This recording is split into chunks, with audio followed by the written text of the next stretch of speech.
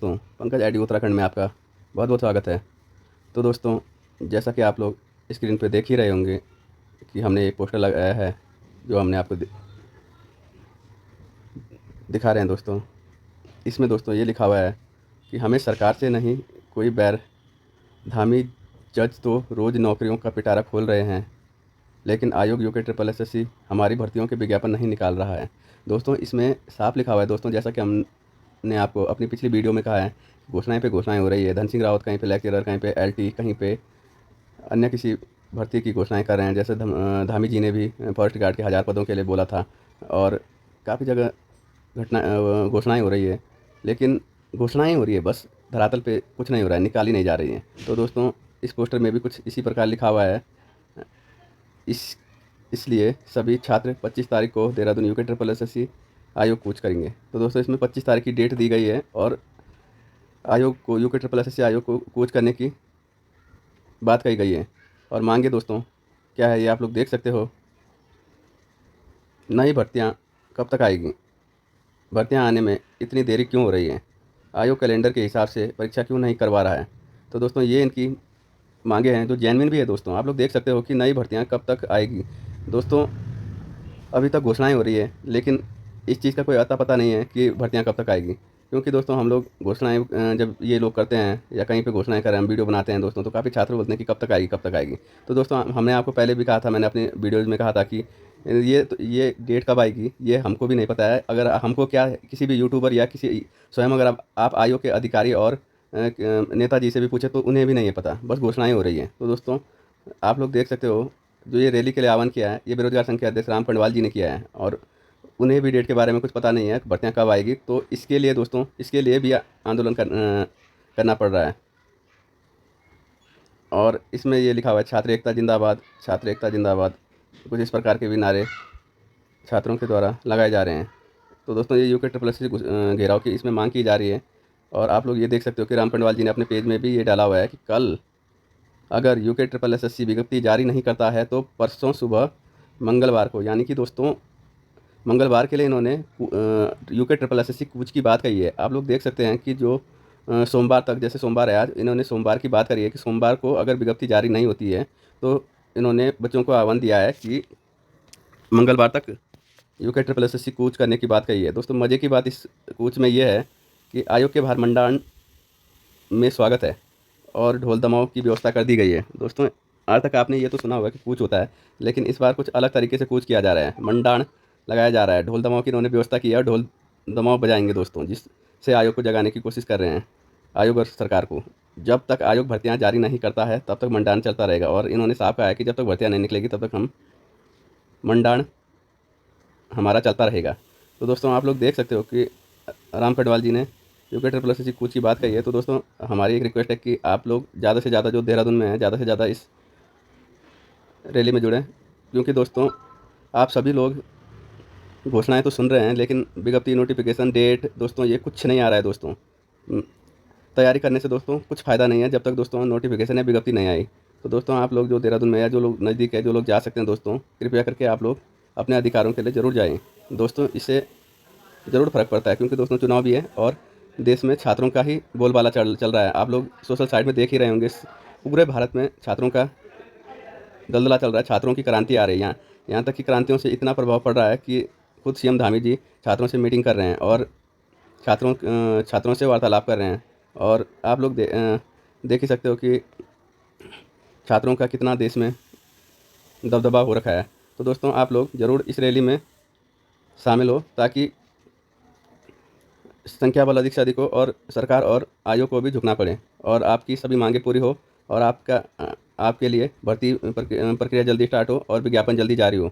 और दोस्तों, काफ़ी छात्र एलटी वाले भी है दोस्तों, न्यू एलटी भर्ती वाले दोस्तों, उनको तो ज़रूर जाना चाहिए दोस्तों। नवंबर दिसंबर में ज़रूर आपके लिए एक एलटी भर्ती देखने को मिलेगी। अगर आप लोग जाते हो दोस्तों तो एलटी भर्ती के लिए भी रास्ता खुल सकता है, क्योंकि दोस्तों एलटी भर्ती प्रक्रिया में अब डीबी होगी और डीबी के बाद सीधे ज्वाइनिंग हो जाएगी दोस्तों। क्योंकि दोस्तों लगभग पूरी हो चुकी है भर्ती, क्योंकि आज तक ऐसा था कि रिजल्ट जारी होगा या ये होगा, आयोग ने विज्ञप्ति से रिजल्ट तो जारी कर दिया, अब डीबी की बात कर रहे हैं दोस्तों। मेरिट लिस्ट जारी कर ली है, सेकंड मेरिट लिस्ट भी, अब इन्होंने डीबी की बात करी है, डीबी जल्दी होगी दोस्तों। अगर आप लोग प्रेशर बनाते हो दोस्तों तो भर्ती जल्द आ जाएगी और एलटी भर्ती, न्यू एलटी भर्ती आपको देखने को मिलेगी। और भाई राम पंडवाल जी से आप लोग मिल सकते हैं। आप लोगों को कुछ नहीं करना है दोस्तों, आपको राम पंडवाल जी के साथ जाना है, राम पंडवाल जी को अपनी बातें बतानी है और राम पंडवाल जी को बातें बतानी है और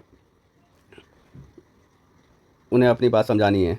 तो दोस्तों, और जो जा नहीं सकता है वो अगर राम पंडवाल जी को जानते हैं या उनसे फ़ोन के थ्रू संपर्क कर सकते हैं और अपनी बातें बता सकते हैं और आयोग और गवर्नमेंट के सामने अपनी बातें रखने को कह सकते हैं। तो दोस्तों, ये महारैली से संबंधित कुछ न्यूज़ थी जो हमने आपके सामने रखी है। जो आज इन्होंने रुकने की बात कही है कि आज हम रुक जाएंगे। आज देखते हैं इसमें अगर रैली की बात सुन के आयोग और सरकार हिल जाती है तो डिसीजन ले लेती है तो ठीक है, नहीं तो दोस्तों कल इन्होंने यूके ट्रिपल एस सी घेराव का बात करी है।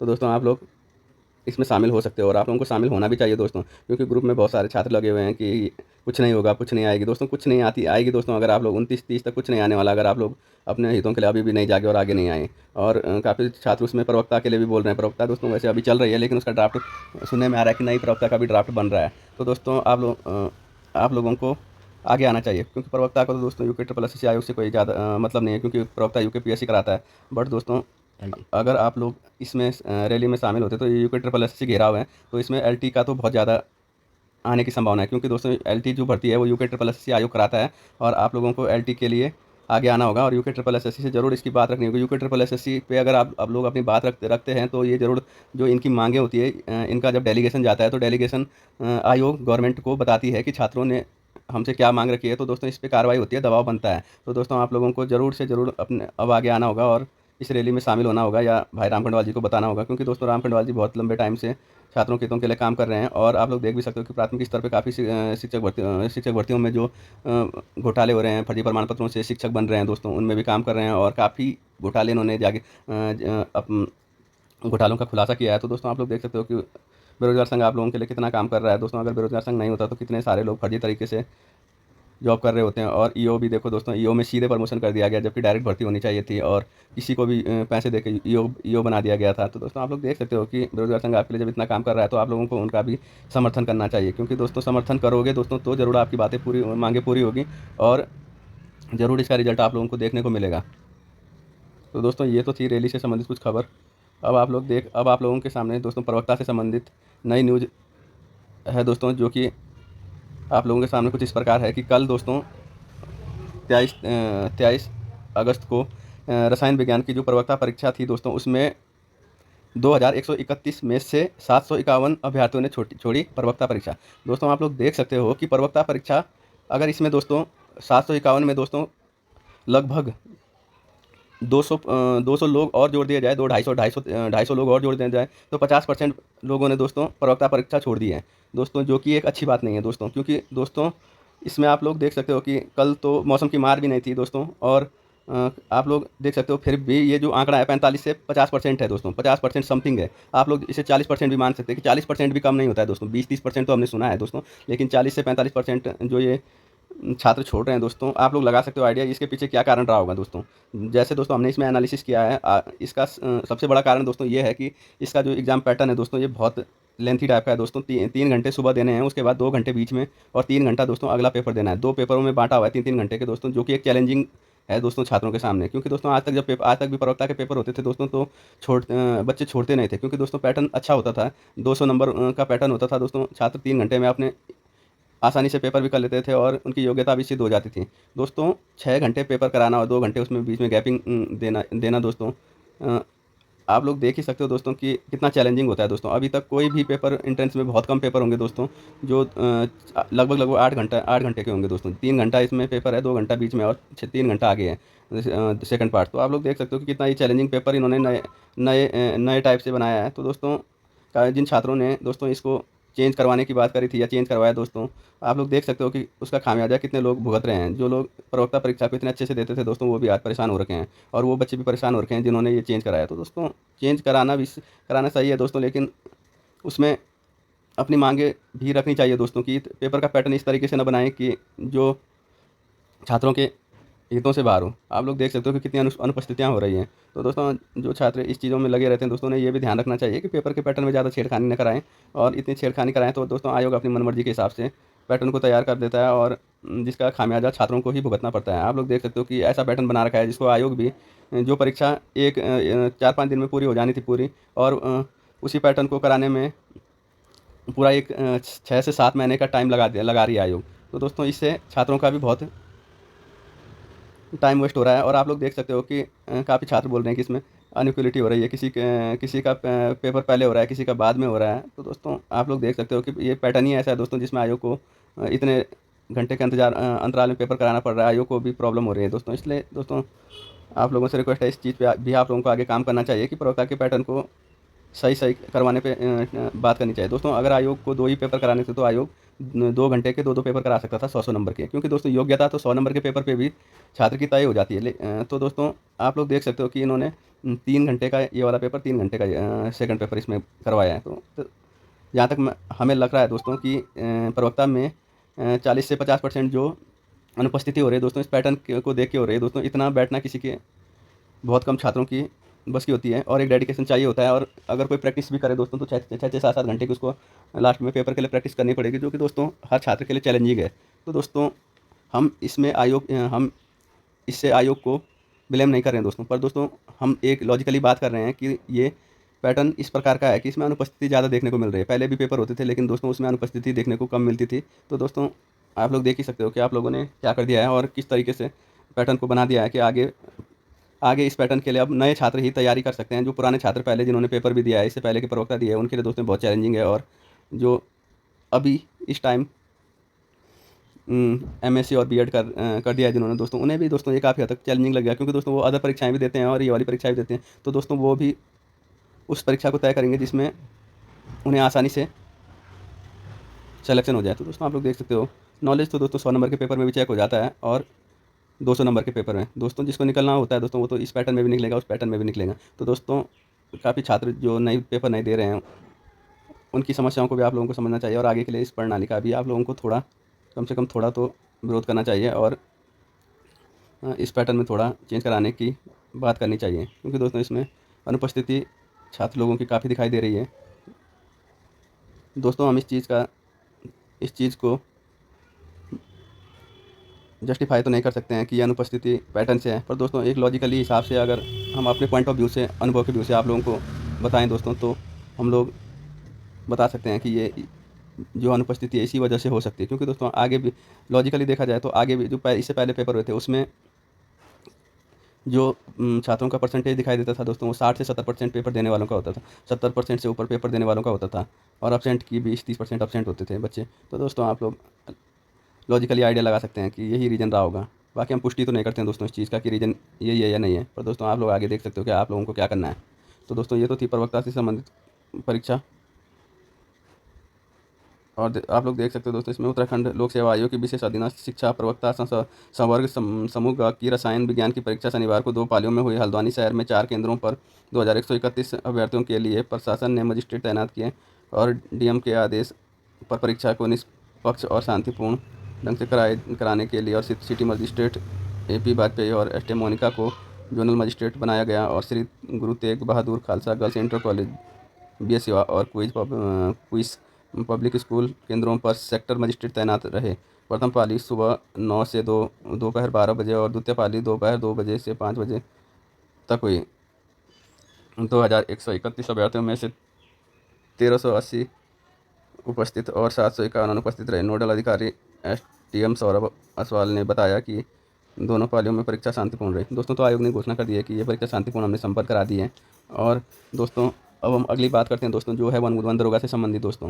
रिपोर्ट के इंतजार में अटके वन दरोगाओं के प्रमोशन। दोस्तों यहाँ पर इनका कहना है कि रिपोर्ट के इंतजार में वन दरोगा के प्रमोशन अटके हुए हैं। लंबे समय से पदोन्नति का इंतजार कर रहे वन दरोगाओं का भविष्य अधिकारियों की सुस्ती के चलते अधर में लटका हुआ है। दोस्तों इसमें इनका एक साफ कहना है कि जो लोग लंबे समय से प्रमोशन का इंतजार कर रहे हैं, वो लोग ये आरोप लगा रहे हैं कि अधिकारियों की जो अंदर इनके अधिकारी है, उनकी सुस्ती की वजह से ये काम डिले हो रहा है, लेट हो रहा है, क्योंकि डिप्टी रेंजर के 80 से ज़्यादा पद खाली है, और उनकी पदोन्नति नहीं हो पा रही है। तो दोस्तों इन्होंने इसमें अधिकारियों के सुस्तपन को दोस्तों इसमें रीजन बताया है। वन दरोगाओं के प्रमोशन के लिए उनके चारित्रिक पंजिका रिपोर्ट चाहिए। इस रिपोर्ट के आधार पर ही आगे की प्रक्रिया शुरू हो जाती है। मुख्य वन संरक्षक मानव संसाधन विकास एवं कार्मिक प्रबंधन ने पूर्व में 5 अगस्त तक वन दरोगाओं की चारित्रिक रिपोर्ट मुख्यालय भेजने के आदेश दिए थे। इसके बावजूद रिपोर्ट न भेजने भेजे जाने से राज्य के कर्मचारी संयुक्त परिषद ने 7 अगस्त को पत्र लिखकर मुख्यमंत्री से मामले में सीधे हस्तक्षेप की मांग की है। दोस्तों आप लोग देख सकते हो 5 अगस्त की इन्होंने बात करी थी कि 5 अगस्त को भेज दिया जाएगा, इसमें रिपोर्ट भेज दी जाएगी, लेकिन अधिकारियों को सुस्त रवैयों की वजह से नहीं भेजा गया है और अब इन्होंने मुख्यमंत्री से सीधे मामले को हस्तक्षेप करने की मांग की है। मामले में मुख्य वन संरक्षक कुमाऊं ने 22 अगस्त को सभी वन संरक्षकों को बड़ा पत्र जारी किया कि 25 अगस्त तक अनिवार्य रूप से रिपोर्ट मुख्यालय भेजकर उन्हें सूचित करने के निर्देश दिया। 25 अगस्त की दोस्तों बात करी है, जो कि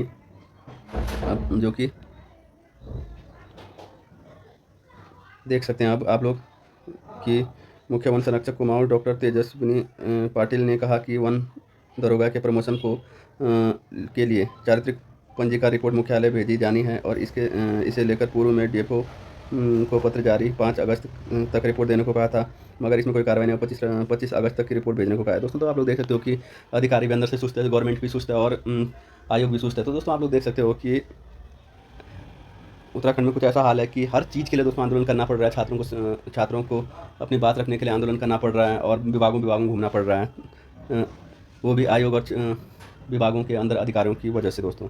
तो दोस्तों इसीलिए हम आप लोगों को कह रहे हैं कि आप लोगों को रैली में जाना चाहिए और आप लोगों को अपनी मांगों को रखना चाहिए, ताकि दोस्तों उन पर जल्दी से जल्दी कार्रवाई हो। और आप लोग देख सकते हो 1000 पदों के लिए फॉरेस्ट गार्ड के लिए बोला गया, लेकिन फॉरेस्ट गार्ड के वो पद अभी तक घोषणाओं में हैं, विज्ञप्ति न जारी हो रही है, ना उनके बारे में कुछ पता लग रहा है। और पुलिस के भी इन्होंने 1000 से प्लस पदों के लिए बोला है, उसका भी कोई आता पता नहीं है दोस्तों। जेई के सिलेबस की बात कही थी दोस्तों, सिलेबस भी कोई जारी नहीं कर रहा है। और आरओ लोअर पीसीएस काफ़ी भर्तियाँ हैं दोस्तों, जिनके बारे में हमें भी छात्र काफ़ी मैसेज कर रहे हैं, कॉल कर रहे हैं दोस्तों, और व्हाट्सएप में भी कर रहे हैं दोस्तों मैसेज, और वीडियो के लास्ट में भी लिख रहे हैं दोस्तों, वीडियो में कमेंट भी कर रहे हैं दोस्तों। पर दोस्तों हम भी क्या कर सकते हैं दोस्तों, जब आयोग के खुद के अधिकारियों को ये पता नहीं है कि इनका क्या होने वाला है दोस्तों, तो हम लोग आपको यही बहुत संभावनाएं बता सकते हैं कि इतने तक आ सकती है दोस्तों, भर्तियाँ इतने तक आ सकती है। इस भर्तियों की जानकारी इसी प्रकार दे सकते हैं, क्योंकि दोस्तों अगर कोई सटीक डाटा आयोग दे दोस्तों, तो हम लोग आपको बताएं कि इतने को आएगी और आनी ही है दोस्तों, तो हम आपको जरूर बताते हैं। और अगर आप लोग देख भी सकते हो दोस्तों कि कोई भी यूट्यूबर आपको क्लियर नहीं बता सकता है, सब यही संभावनाओं से बता रहे हैं, या कोई भी जो